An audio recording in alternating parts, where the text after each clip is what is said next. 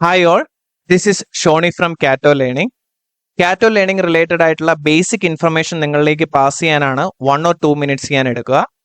Already നിങ്ങൾക്ക് ഇവിടെ കാണാവുന്നത് പോലെ തന്നെ എക്കണോമിക്സ് റിലേറ്റഡ് ആയിട്ടുള്ള ടോപ്പിക്കുകളും എക്കണോമിക് സ്പെസിഫിക് ആയിട്ടുള്ള എക്സാംസുമാണ് ഈ ഒരു ചാനലിൽ ഫോക്കസ് ചെയ്തിരിക്കുന്നത്. വളരെ റീസെന്റ് ആയിട്ടാണ് ഈ ഒരു ചാനൽ നമ്മൾ ക്രിയേറ്റ് ചെയ്തത്. അതുകൊണ്ട് തന്നെ നിങ്ങൾ ആദ്യമായിട്ട് വീഡിയോസ് കാണുന്നവരുണ്ടാകാം, ഓൾറെഡി നമ്മുടെ വീഡിയോസ് കണ്ടവരുണ്ടാകാം. നിങ്ങൾ തീർച്ചയായും ചാനൽ സബ്സ്ക്രൈബ് ചെയ്യുക. അതോടൊപ്പം ഓരോ ക്ലാസ്സസിനെ പറ്റിയുള്ള നിങ്ങളുടെ അഭിപ്രായങ്ങളും കമന്റ് ബോക്സിൽ അറിയിക്കുക. നിങ്ങളുടെ അഭിപ്രായങ്ങളും നിങ്ങളുടെ പ്രോത്സാഹനവുമാണ് നമുക്ക് കൂടുതൽ വീഡിയോസ് ചെയ്യാൻ നമ്മളെ സഹായിക്കുന്നത്. ഇനി അതുകൂടാതെ നിങ്ങൾക്ക് ഹെൽപ്ഫുൾ ആവുന്ന രീതിയിൽ ഓരോ എക്സാം സ്പെസിഫിക് ആയിട്ടുള്ള ഒരു പ്ലേ ലിസ്റ്റും നമ്മൾ ക്രിയേറ്റ് ചെയ്തിട്ടുണ്ട്. നിങ്ങൾക്ക് ഇവിടെ കാണാവുന്നത് പോലെ തന്നെ UGC net economics, Kerala set economics, CUT PG economics, then Kerala PSCയിൽ എക്കണോമിക്സ് റിലേറ്റഡ് ആയിട്ടുള്ള exams, specifically HSST economics, collegiate exam, statistical assistant, research assistant പോലുള്ള എക്സാംസ് ആണ് നമ്മൾ കൂടുതൽ ഫോക്കസ് ചെയ്തിരിക്കുന്നത്. അപ്പം ഇവിടെ ഓരോ എക്സാം സ്പെസിഫിക് ആയിട്ടുള്ള ക്ലാസ്സസും നിങ്ങൾക്ക് കാണാവുന്നതാണ്. ഇനി ഇതുകൂടാതെ ഈ എക്സാംസിനെല്ലാം ഒരു ഡീറ്റെയിൽഡ് ആയിട്ടുള്ള സപ്പോർട്ട് അല്ലെങ്കിൽ വളരെ ഡീറ്റെയിൽഡ് ആയിട്ടുള്ള ക്ലാസ്സസ് നിങ്ങൾക്ക് ആവശ്യമുണ്ടെങ്കിൽ നമ്മുടെ പെയ്ഡ് ക്ലാസ്സസ് ജോയിൻ ചെയ്യാവുന്നതാണ്. Pre recorded video classes, notes, PPT, test papers, അതുകൂടാതെ ഇന്ററാക്റ്റീവ് ലൈവ് സെഷൻസ് നമ്മൾ പ്രൊവൈഡ് ചെയ്യുന്നതാണ്.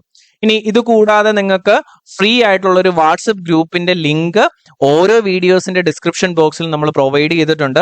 ഈ വാട്സപ്പ് ഗ്രൂപ്പിൽ നിങ്ങൾ ജോയിൻ ചെയ്യുവാണെങ്കിൽ ചില ലൈവ് സെഷൻസ് നമ്മൾ ഫ്രീ ആയിട്ട് പ്രൊവൈഡ് ചെയ്യും. അതുപോലെ തന്നെ ഫ്രീ മെറ്റീരിയൽസും ഈ ഒരു വാട്സപ്പ് ഗ്രൂപ്പിൽ നിങ്ങൾക്ക് ലഭിക്കുന്നതായിരിക്കും. അപ്പം എന്തെങ്കിലും സപ്പോർട്ട് ആവശ്യമുണ്ടെങ്കിൽ ഓരോ വീഡിയോസിന്റെ അടിയിലും നമ്മുടെ നമ്പർ അവൈലബിൾ ആണ്. നിങ്ങൾക്ക് നമ്മളെ കോൺടാക്ട് ചെയ്യാവുന്നതാണ്. Thank you. ഓക്കെ, നമുക്ക് സ്റ്റാർട്ട് ചെയ്യാം. നമ്മൾ ഇന്ന് ആദ്യം ഡിസ്കസ് ചെയ്യുന്നത് പ്രീവിയസ് ക്ലാസ്സിൽ നമ്മൾ കംപ്ലീറ്റ് ചെയ്ത തിയറീസ് ഓഫ് മണി ഡിമാൻഡിന്റെ ഒരു പ്രീവിയസ് ഇയർ ക്വസ്റ്റ്യൻസ് ആണ്. നമ്മൾ ഓരോ തിയറീസും സെപ്പറേറ്റ് നമ്മൾ കാണുകയുണ്ടായി അല്ലേ. ആദ്യം നമ്മൾ ക്ലാസിക്കൽ ഡിമാൻഡ് ഫോർ മണി കണ്ടു, ദെൻ അതിനുശേഷം കെയ്ൻസിന്റെ ലിക്വിഡിറ്റി പ്രിഫറൻസ് തിയറി കണ്ടു, ദെൻ ട്രാൻസാക്ഷൻ അപ്രോച്ചുകൾ നമ്മൾ കണ്ടു. ഈ പറയുന്ന ബൗമോളിന്റെ അപ്രോച്ച്, തോബിന്റെ അപ്രോച്ച്, ദെൻ അതുകൂടാതെ തന്നെ ഫ്രീഡ്മാൻ അപ്രോച്ച്, ഇങ്ങനെയുള്ള പല തിയറീസും നമ്മൾ ഡിസ്കസ് ചെയ്തു. അപ്പം ഓരോ തിയറീസിന്റെ സ്പെസിഫിക് ആയിട്ടുള്ള ക്വസ്റ്റ്യൻസ് നമ്മൾ ആ തിയറിയുടെ പഠിച്ച സമയത്ത് അതിന്റെ അണ്ടറിൽ തന്നെ നമ്മൾ ഡിസ്കസ് ചെയ്തു പോയിരുന്നു. നമുക്ക് ഇവിടുന്ന് കോമൺ ആയിട്ട് ചോദിക്കുന്ന എല്ലാ തിയറിയും കൂടെ ഇൻക്ലൂഡ് ചെയ്തുകൊണ്ട് ചോദിക്കുന്ന കുറച്ച് ക്വസ്റ്റ്യൻസ് ആണ് ആദ്യം ഡിസ്കസ് ചെയ്യുക. അതിനുശേഷമായിരിക്കും നമ്മൾ അടുത്ത ടോപ്പിക്കിലേക്ക് പോവുക. അപ്പൊ ഇതൂടെ കംപ്ലീറ്റ് അല്ലെങ്കിൽ ഈ പ്രീവിയസ് ഇയർ ക്വസ്റ്റ്യൻസ് കൂടെ ഡിസ്കസ് ചെയ്താലാണ് നമുക്ക് മുഴുവൻ ആ ഒരു ഏരിയ കംപ്ലീറ്റ് ചെയ്യാൻ സാധിക്കുക. അപ്പം ആ വീഡിയോ കാണാത്തവരുണ്ടെങ്കിൽ ആ വീഡിയോ കണ്ടതിന് ശേഷം മാത്രം ഈ ഒരു വീഡിയോസിലേക്ക് വരാൻ, അല്ലെങ്കിൽ ഇതിൽ കൂടുതൽ മനസ്സിലാകണമെങ്കിൽ ഇത് കൂടുതൽ ആ ഒരു പർട്ടിക്കുലർ തിയറീസ് നിങ്ങൾ ഫോക്കസ് ചെയ്താൽ മാത്രമാണ് ഇത് നിങ്ങൾക്ക് കൂടുതൽ നന്നായിട്ട് ക്ലിയർ ചെയ്യാൻ സാധിക്കുക. ഓക്കെ, അപ്പം ഇവിടെ നമ്മൾ ആദ്യം ഡിസ്കസ് ചെയ്യുന്നത് മേജർ ആയിട്ടുള്ള തിയറീസിന്റെ ഇൻക്ലൂഡ് ചെയ്തിട്ടുള്ള ഡിമാൻഡ് ഫോർ മണി തിയറീസിന്റെ മേജർ ആയിട്ടുള്ള പ്രീവിയസ് ഇയർ ക്വസ്റ്റ്യൻസ് ആണ്. ഓക്കെ, അപ്പൊ ആദ്യം തന്നെ ക്രോണോളജി, ഈ ഒരു ഭാഗത്ത് നിന്ന് ഏറ്റവും കൂടുതൽ ചോദിക്കുന്നത് ക്രോണോളജിക്കൽ ടൈപ്പ് ക്വസ്റ്റ്യൻസ് ആണ്. ഓരോ തിയറി സ്പെസിഫിക് ആയിട്ടുള്ള ക്വസ്റ്റ്യൻസ് ചോദിക്കും, അതുപോലെ തന്നെ ക്രോണോളജി റിലേറ്റഡ് ആയിട്ടുള്ള ക്വസ്റ്റ്യൻസും യൂഷ്വലി ചോദിക്കാറുണ്ട്. അപ്പൊ ഇവിടെ തന്നിരിക്കുന്നത് 2024, അതായത് ലാസ്റ്റ് എക്സാമിന് ചോദിച്ചിരിക്കുന്ന ഒരു ക്രോണോളജി ടൈപ്പ് ക്വസ്റ്റ്യൻ ആണ്. Arrange the following theories in correct chronological order starting from the earliest. അപ്പം ആദ്യം ഉണ്ടായ തിയറി വെച്ച് നിങ്ങൾ എന്ത് ചെയ്യുക, നിങ്ങൾ അതിനെ അറേഞ്ച് ചെയ്യാൻ ക്രോണോളജിക്കൽ ഓർഡറിൽ അറേഞ്ച് ചെയ്യാനാണ് പറഞ്ഞിരിക്കുന്നത്.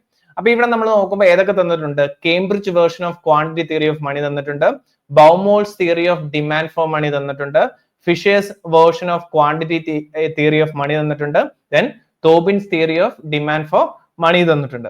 അപ്പൊ നമ്മൾ പഠിച്ചതനുസരിച്ചാണെങ്കിൽ നമുക്ക് ആ ക്രോണോളജിയിലേക്ക് ഒന്ന് വരാം. അപ്പൊ ബേസിക് ആയിട്ടുള്ള എല്ലാ തിയറീസിന്റെയും ക്രോണോളജിയാണ് ഞാൻ ഇവിടെ തന്നിരിക്കുന്നത്. അപ്പൊ ഈ ക്രോണോളജി നിങ്ങൾ നോക്കുക, ഏറ്റവും ആദ്യം വരുന്നത് ഏതാണ്? ക്യാഷ് ട്രാൻസാക്ഷൻ അപ്രോച്ച് ആണ്, അല്ലെങ്കിൽ ഫിഷറിന്റെ ട്രാൻസാക്ഷൻ അപ്രോച്ച് ആണ് ഏറ്റവും ആദ്യം ക്രോണോളജി അനുസരിച്ച് ഏറ്റവും ആദ്യം വരുന്നത്. അതെന്താണ്? 1911 ട്രാൻസാക്ഷൻ അപ്രോച്ച്, ഫിഷറിന്റെ ട്രാൻസാക്ഷൻ അപ്രോച്ച് വരുന്നത്.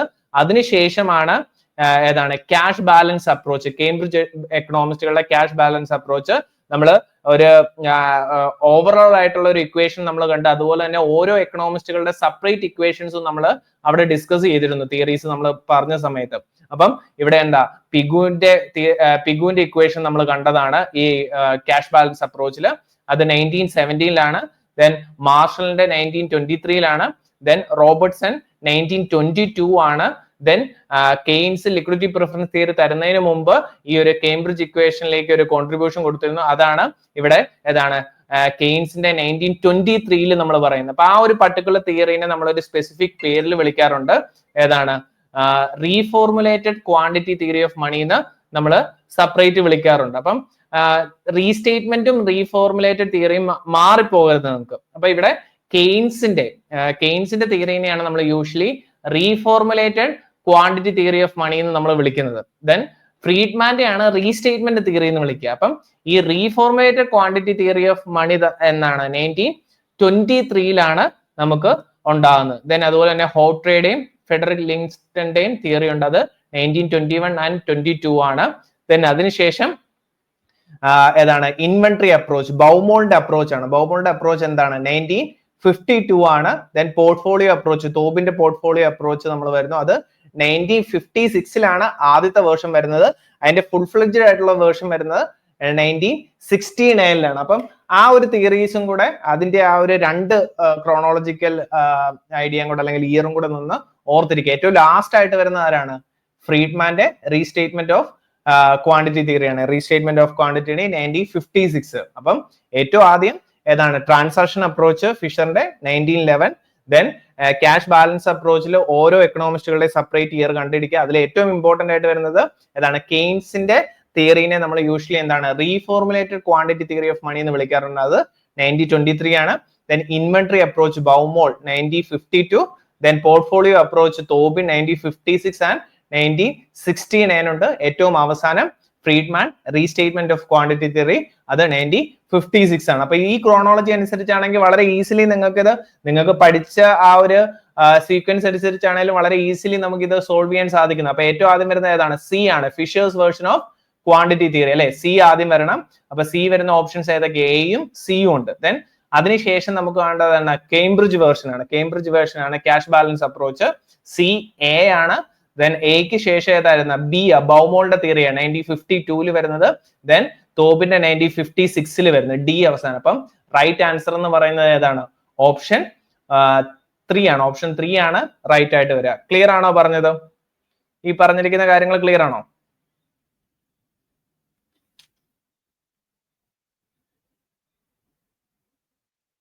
ഓക്കെ, നെക്സ്റ്റ് ക്വസ്റ്റ്യൻ ജൂൺ 2024 ചോദിച്ചിരുന്നു. Arrange the following theories in correct chronological order starting from earliest to latest. അപ്പം ഇവിടെയും ക്രോണോളജിക്കൽ ഓർഡർ തന്നെ ചോദിച്ചിരിക്കുന്നത്. ഏതൊക്കെയാണ് തന്നിരിക്കുന്നത്?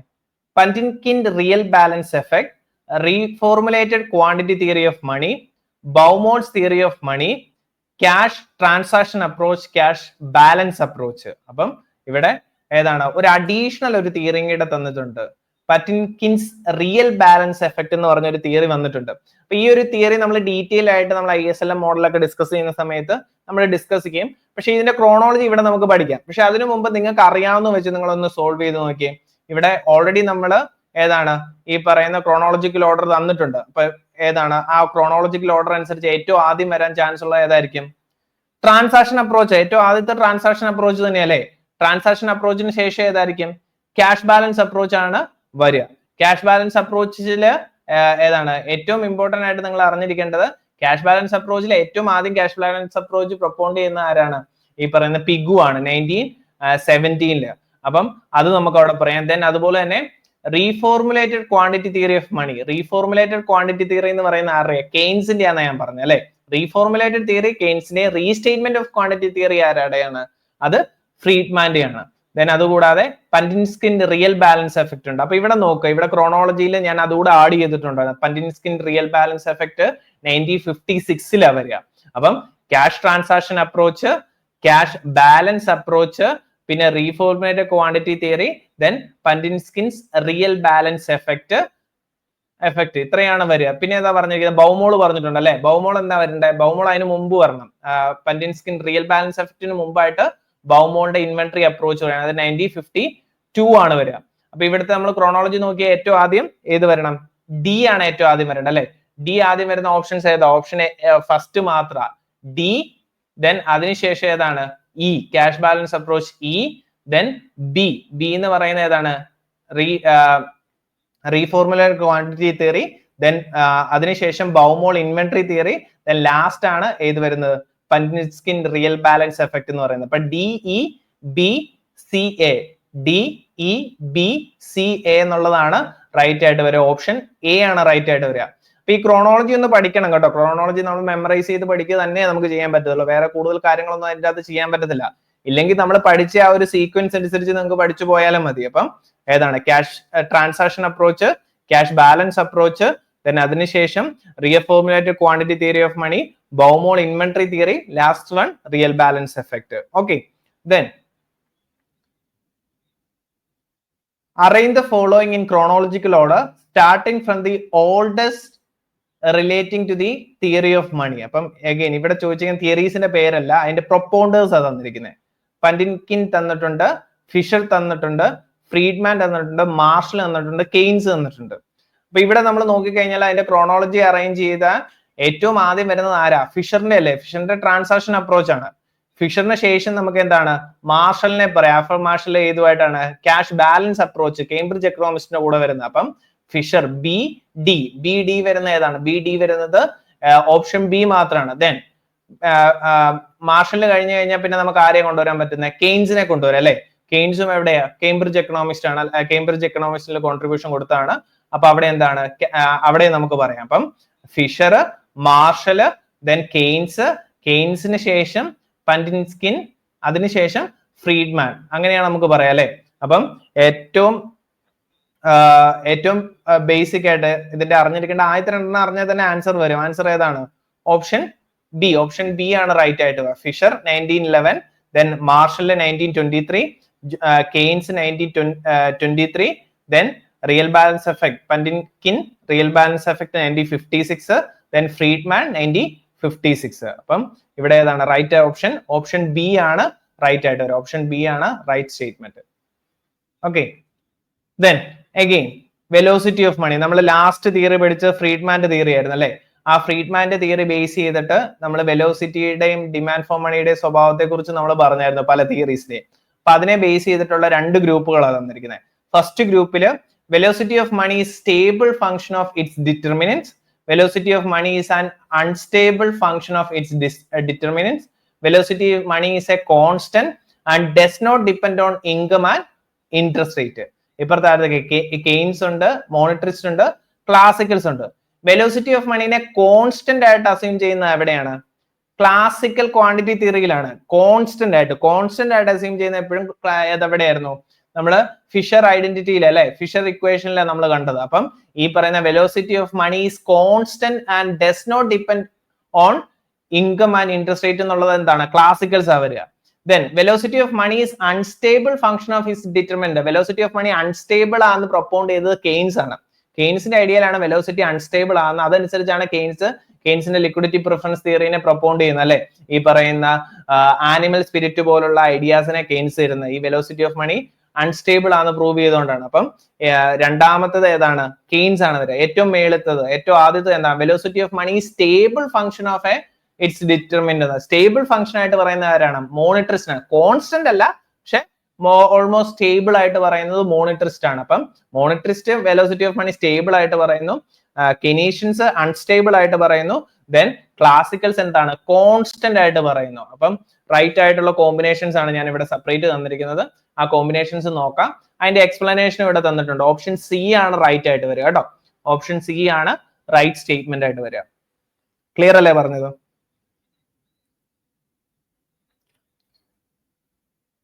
Okay, next question. Who among the following economics imparted money demand of a portfolio theory approach? അപ്പോൾ ഒരു portfolio theoretical approach കൊടുത്തത് ആരൊക്കെയാണെന്ന് ചോദിച്ചത്? ജെയിം കെയ്ൻസ്, ബൗമോൾ, ജെയിംസ് തോബിൻ, മിൽട്ടൺ ഫ്രീഡ്മാൻ.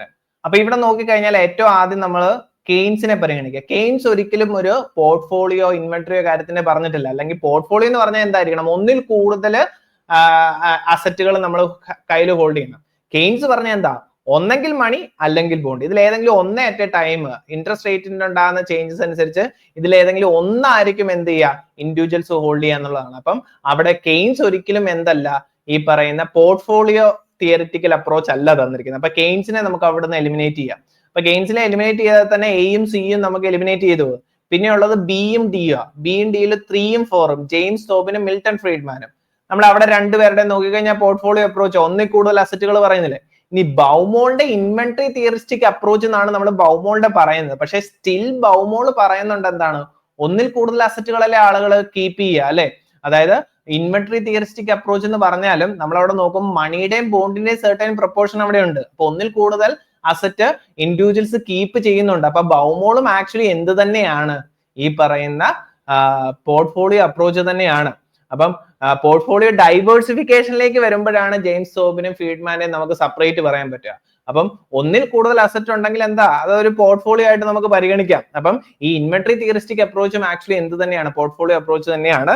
അപ്പം 2, 3, 4 ഓപ്ഷൻ ഡി ആണ് റൈറ്റ് ആയിട്ട് കേട്ടോ. അത് ചിലപ്പോൾ ചിലർക്ക് കൺഫ്യൂഷൻ, ചിലര് മിക്കവാറും 3ഉം 4ഉം എടുക്കാനുള്ള ചാൻസസ് ഉണ്ട്. പക്ഷെ 2ഉം എന്ത് തന്നെയാണ്, പോർട്ട്ഫോളിയോ തിയറിറ്റിക്കൽ അപ്രോച്ചിന്റെ ഭാഗത്ത് തന്നെ വരുന്നതാണ്. ഒന്നിൽ കൂടുതൽ അസറ്റുകൾ ഇൻക്ലൂഡ് ചെയ്യുന്നതാണ്. അപ്പൊ റൈറ്റ് ആൻസർ ഓപ്ഷൻ ഡി ആണ്. ഓപ്ഷൻ ഡി ആണ് റൈറ്റ് ആയിട്ട് വരിക. Okay, again match the following. List 1ഉം ലിസ്റ്റ് 2ഉം. Demand for money is stable, liquidity preference as behaviour towards risk, inventory theoretic approach, no portfolio diversification. അപ്പൊ നേരത്തെ ഞാൻ already previous ക്വസ്റ്റിനെ പറഞ്ഞു, നോ പോർട്ട്ഫോളിയോ ഡൈവേഴ്സിഫിക്കേഷൻ ആരാ ആക്ച്വലി, കെയ്ൻസാ. കെയ്ൻസ് ഒരിക്കലും പോർട്ട്ഫോളിയോ ഡൈവേഴ്സിഫിക്കേഷനെ കുറിച്ച് പറഞ്ഞിട്ടില്ല. അപ്പൊ ഡി എന്ന് പറയുന്ന വേണേ 1 ആകാം. ഡി എന്ന് പറയുന്ന 1 ആവുന്ന ഓപ്ഷൻ ഒന്നേ ഉള്ളൂ, ഓപ്ഷൻ ഡി ആണ്. Then demand for money stable. Demand for money എന്ന് പറയുന്നത് സ്റ്റേബിൾ ആന്ന് പറഞ്ഞ ആരാണ്, മിൽട്ടൺ ഫ്രീഡ്മാൻ ആണ് ഡിമാൻഡ് ഫോർ മണി സ്റ്റേബിൾ ആണ്. കെയ്ൻസ് പറഞ്ഞ ഡിമാൻഡ് ഫോർ മണി അൺസ്റ്റേബിൾ ആണെന്നാ പറഞ്ഞിരുന്നത്. ഓക്കെ, അപ്പം stable demand for money Friedman ആണ്. Liquidity preference as behaviour towards risk, റിസ്കും റിട്ടേണും ബേസ് ചെയ്തിട്ടുള്ള ഡിമാൻഡ് ഫോർ മണി തന്നത് ആരായിരുന്നു, ജെയിംസ് തോബിനായിരുന്നു തന്നിരുന്നത്. അത് നമ്മൾ ഡീറ്റെയിൽ ആയിട്ട് ഡിസ്കസ് ചെയ്താണ്. ഇപ്പൊ 2 തോബിനായിട്ട് പറയാം. Inventory theoretic approach ആരുടെയാണ്, ബൗമോളിന്റെ തിയറിയാണ്. ബൗമോൾ ആണ് ഇൻവെന്ററി തിയറിസ്റ്റിക് അപ്രോച്ചും തന്നത്. അപ്പൊ റൈറ്റ് ആൻസർ ഓപ്ഷൻ ഡി ആണ്. ഓപ്ഷൻ ഡി ആണ് റൈറ്റ് ആയിട്ടുള്ള answer. Then list 1 and list 2. Equation of exchange, cash balance approach, regressive expectation model of demand for money, square root formula of demand for money.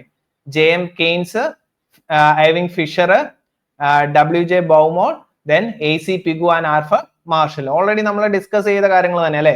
Equation of exchange ആരാണ്, Fisher ആണ്. അപ്പം A എന്ന് പറയുന്നത് 2 ആണ്. Cash balance approach ആരുടെയാണ്, A.C. Pigou and ആർഫർ Marshall. നമ്മൾ അവിടെ കണ്ടതാണ് അവരുടെ equations. Regressive expectation model of demand for money, regressive expectation assume ചെയ്ത് കെയ്ൻസ് ആണ് അല്ലെ.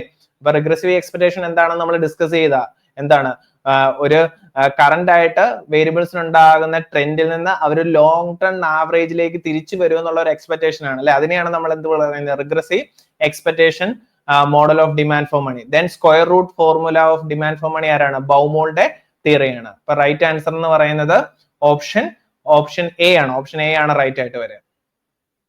Then identify the correct chronological order of the following theories. Cambridge version of quantity theory of money, Fisher's version of quantity theory of money, Tobin's theory of demand for money, Baumol's theory of demand for inventory. Cambridge version of quantity theory of money, Fisher's version of quantity theory of money, Tobin theory of demand for money, Baumol theory of demand for inventory. അപ്പം ഒന്ന് ആലോചിച്ച് നോക്കി, ഏറ്റവും ആദ്യം ആരുടെ ആയിരിക്കും, Fisher version അല്ലെ. ഫിഷറിന്റെ version ആണ് ഏറ്റവും ആദ്യം വരിക. 1911 ആണ് Fisher version. Then Cambridge version നമ്മൾ എടുത്തു നോക്കുമ്പോൾ 1917 മുതൽ 1923 വരെ, 1917 മുതൽ 23 വരെ ഏതാണ് കേംബ്രിഡ്ജ് വേർഷൻസ് കാണാം. ദെൻ അതിനുശേഷം വരുന്നത് ആരായിരിക്കും, ഉറപ്പായിട്ടും ബൗമോൾസ് ആയിരിക്കും. ബൗമോൾസ് ഇൻവെന്ററി അപ്രോച്ച് ആണ്. 1952 ഇൻവെന്ററി തിയറിസ്റ്റിക് അപ്രോച്ച് വരിക.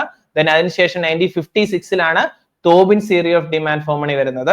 അപ്പം ഇവിടുത്തെ കോഡ് എടുത്ത് നോക്കിയാൽ ഏറ്റവും ആദ്യം വരേണ്ടത് ബി ആണ്. ആദ്യം വരേണ്ടത് ബി, ആദ്യം വരുന്ന ഓപ്ഷൻ ബി മാത്രം. ഓപ്ഷൻ ബി, BADC ആണ് റൈറ്റ് ആൻസർ. ഓപ്ഷൻ ബി ആണ് റൈറ്റ് ആയിട്ട് വരിക കേട്ടോ. ഈ ഒരു ക്രോണോളജി ആണ് വളരെ ഇമ്പോർട്ടന്റ്. നിങ്ങൾ ഈ ക്രോണോളജി കൃത്യമായിട്ട് പഠിച്ചു വെച്ച് കഴിഞ്ഞാൽ ഇവിടെ ജനറൽ ആയിട്ടുള്ള ക്വസ്റ്റ്യൻസ് നിങ്ങൾക്ക് ആൻസർ ചെയ്യാൻ പറ്റും. നമ്മൾ ഓരോ തിയറീസിന്റെ സെപ്പറേറ്റ് ആയിട്ടുള്ള ക്വസ്റ്റ്യൻസ് നമ്മൾ ഡിസ്കസ് ചെയ്തോ ഓൾറെഡി ഓരോ തിയറീസിന്റെ അണ്ടറിൽ. അപ്പം ഈ പറയുന്ന എല്ലാ ക്വസ്റ്റ്യൻസും കൂടെ കമ്പൈൻ ചെയ്തിട്ടുള്ള ഈ ക്വസ്റ്റ്യൻസ് സോൾവ് ചെയ്യണമെങ്കിൽ ക്രോണോളജി ടൈപ്പ് ക്വസ്റ്റ്യൻസ് ആണ് കൂടുതലും ഇവിടെ ചോദിക്കുക. ഓക്കെ, അപ്പം ഇത്രയും ക്വസ്റ്റ്യൻസ് ആണ് ഇതുവരെ കമ്പൈൻഡ് ആയിട്ട് ചോദിച്ചിരിക്കുന്നത് ഈ ഡിമാൻഡ് ഫോർ മണി തിയറീസിലെ. അപ്പൊ നമ്മൾ കുറെ ക്ലാസ്സുകൾ 3-4 ക്ലാസ് ആയിട്ട് നമ്മൾ ഡിമാൻഡ് ഫോർ മണി തിയറീസ് മുഴുവൻ ഡിസ്കസ് ചെയ്തിരുന്നു. അപ്പൊ നിങ്ങൾക്ക് ഈ പറയുന്ന പ്രീവിയസ് ഇയർ ക്വസ്റ്റ്യൻസും ആ ഒരു ഏരിയാസ് നിങ്ങൾ കണ്ട് കംപ്ലീറ്റ് ആക്കുക, എങ്കിൽ മാത്രമാണ് ഈ ഒരു ഏരിയാസിൽ നിന്ന് നമുക്ക് എല്ലാ ക്വസ്റ്റ്യൻസും സോൾവ് ചെയ്യാൻ പറ്റുക. പൊതുവെ കുറച്ച് ട്രിക്കിയാണ് ഈ ഒരു ഏരിയയിൽ നിന്ന് ചോദിക്കുന്ന ക്വസ്റ്റ്യൻസ്, കുറച്ച് ട്രിക്കിയാണ്. ക്ലിയർ ആണോ പറഞ്ഞ കാര്യങ്ങൾ? കാറ്റോ ലേണിംഗ് റിലേറ്റഡ് ആയിട്ടുള്ള ബേസിക് ഇൻഫർമേഷൻ നിങ്ങളിലേക്ക് പാസ് ചെയ്യാനാണ് 1 or 2 minutes ഞാൻ എടുക്കുക. ഓൾറെഡി നിങ്ങൾക്ക് ഇവിടെ കാണാവുന്നത് പോലെ തന്നെ എക്കണോമിക്സ് റിലേറ്റഡ് ആയിട്ടുള്ള ടോപ്പിക്കുകളും എക്കണോമിക് സ്പെസിഫിക് ആയിട്ടുള്ള എക്സാംസുമാണ് ഈ ഒരു ചാനലിൽ ഫോക്കസ് ചെയ്തിരിക്കുന്നത്. വളരെ റീസെന്റ് ആയിട്ടാണ് ഈ ഒരു ചാനൽ നമ്മൾ ക്രിയേറ്റ് ചെയ്തത്. അതുകൊണ്ട് തന്നെ നിങ്ങൾ ആദ്യമായിട്ട് വീഡിയോസ് കാണുന്നവരുണ്ടാകാം, ഓൾറെഡി നമ്മുടെ വീഡിയോസ് കണ്ടവരുണ്ടാകാം. നിങ്ങൾ തീർച്ചയായും ചാനൽ സബ്സ്ക്രൈബ് ചെയ്യുക. അതോടൊപ്പം ഓരോ ക്ലാസ്സസിനെ പറ്റിയുള്ള നിങ്ങളുടെ അഭിപ്രായങ്ങളും കമന്റ് ബോക്സിൽ അറിയിക്കുക. നിങ്ങളുടെ അഭിപ്രായങ്ങളും നിങ്ങളുടെ പ്രോത്സാഹനവുമാണ് നമുക്ക് കൂടുതൽ വീഡിയോസ് ചെയ്യാൻ നമ്മളെ സഹായിക്കുന്നത്. ഇനി അതുകൂടാതെ നിങ്ങൾക്ക് ഹെൽപ്ഫുൾ ആവുന്ന രീതിയിൽ ഓരോ എക്സാം സ്പെസിഫിക് ആയിട്ടുള്ള ഒരു പ്ലേ ലിസ്റ്റും നമ്മൾ ക്രിയേറ്റ് ചെയ്തിട്ടുണ്ട്. നിങ്ങൾക്ക് ഇവിടെ കാണാവുന്നത് പോലെ തന്നെ UGC net economics, Kerala set economics, CUT PG economics, then Kerala PSCയിൽ എക്കണോമിക്സ് റിലേറ്റഡ് ആയിട്ടുള്ള exams, specifically HSST economics, collegiate exam, statistical assistant, research assistant പോലുള്ള എക്സാംസ് ആണ് നമ്മൾ കൂടുതൽ ഫോക്കസ് ചെയ്തിരിക്കുന്നത്. അപ്പം ഇവിടെ ഓരോ എക്സാം സ്പെസിഫിക് ആയിട്ടുള്ള ക്ലാസ്സസും നിങ്ങൾക്ക് കാണാവുന്നതാണ്. ഇനി ഇതുകൂടാതെ ഈ എക്സാംസിനെല്ലാം ഒരു ഡീറ്റെയിൽഡ് ആയിട്ടുള്ള സപ്പോർട്ട് അല്ലെങ്കിൽ വളരെ ഡീറ്റെയിൽഡ് ആയിട്ടുള്ള ക്ലാസ്സസ് നിങ്ങൾക്ക് ആവശ്യമുണ്ടെങ്കിൽ നമ്മുടെ പെയ്ഡ് ക്ലാസ്സസ് ജോയിൻ ചെയ്യാവുന്നതാണ്. Pre recorded video classes, notes, PPT, test papers, അതുകൂടാതെ ഇന്ററാക്റ്റീവ് ലൈവ് സെഷൻസ് നമ്മൾ പ്രൊവൈഡ് ചെയ്യുന്നതാണ്. ഇനി ഇത് കൂടാതെ നിങ്ങൾക്ക് ഫ്രീ ആയിട്ടുള്ള ഒരു വാട്സപ്പ് ഗ്രൂപ്പിന്റെ ലിങ്ക് ഓരോ വീഡിയോസിന്റെ ഡിസ്ക്രിപ്ഷൻ ബോക്സിൽ നമ്മൾ പ്രൊവൈഡ് ചെയ്തിട്ടുണ്ട്. ഈ വാട്സപ്പ് ഗ്രൂപ്പിൽ നിങ്ങൾ ജോയിൻ ചെയ്യുവാണെങ്കിൽ ചില ലൈവ് സെഷൻസ് നമ്മൾ ഫ്രീ ആയിട്ട് പ്രൊവൈഡ് ചെയ്യും. അതുപോലെ തന്നെ ഫ്രീ മെറ്റീരിയൽസും ഈ ഒരു വാട്സപ്പ് ഗ്രൂപ്പിൽ നിങ്ങൾക്ക് ലഭിക്കുന്നതായിരിക്കും. അപ്പം എന്തെങ്കിലും സപ്പോർട്ട് ആവശ്യമുണ്ടെങ്കിൽ ഓരോ വീഡിയോസിന്റെ അടിയിലും നമ്മുടെ നമ്പർ അവൈലബിൾ ആണ്, നിങ്ങൾക്ക് നമ്മളെ കോൺടാക്ട് ചെയ്യാവുന്നതാണ്. Thank you.